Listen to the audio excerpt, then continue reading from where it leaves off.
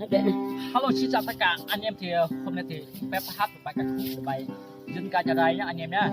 Tại vì hôm nay thì mình hát cho chú của trên siêu tam mót. Hôm nay thì phép giao lưu với chú trên siêu tam mót nhá anh em nhá. Thì hôm nay thì em thì không đi chung với phép được, tại vì em thì đang ở nhà nhá anh em nhá. Bây giờ thì phép chuẩn bị hát nhá, ok mọi người.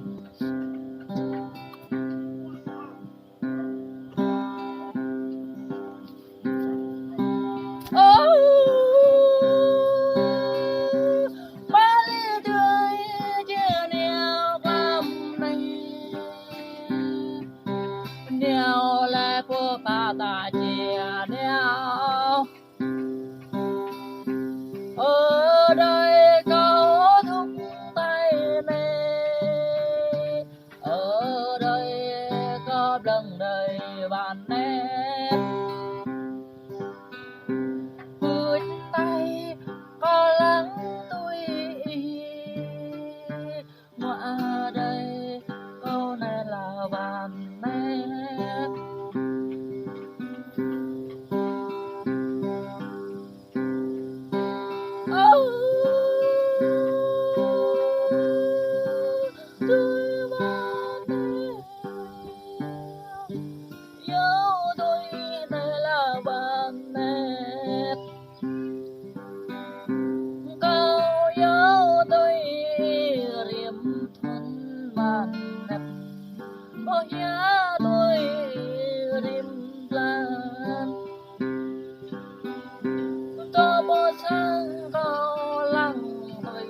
Lon la van nét là đời la van nét cơ ngoa đây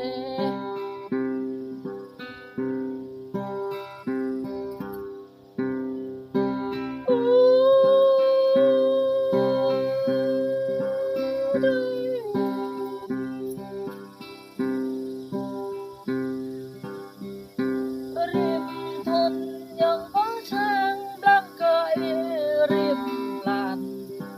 yang ngoa đây rim thôn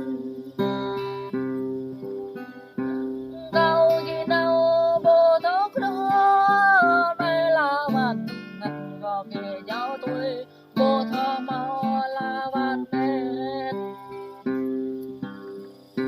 cao gì nào bồ thóc mau đây bạn nét đây là bạn nét có ngoa đây.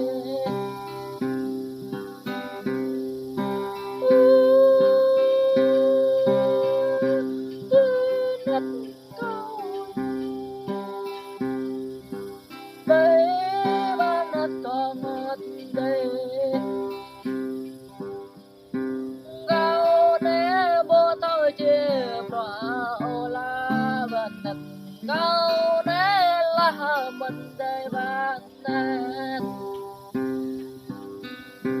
rim tuôn dương đỏ bộ sáng bạn nè là giao tôi rim là bạn nè.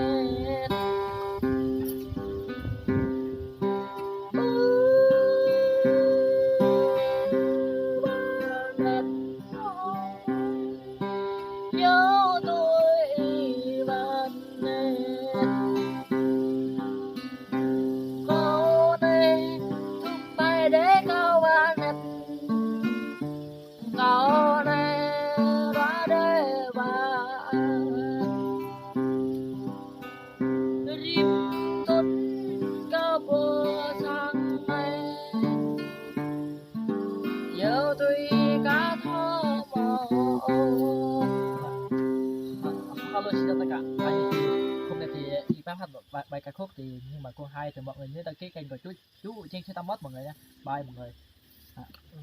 Cái đó này coi tôi hay đó cái này hết.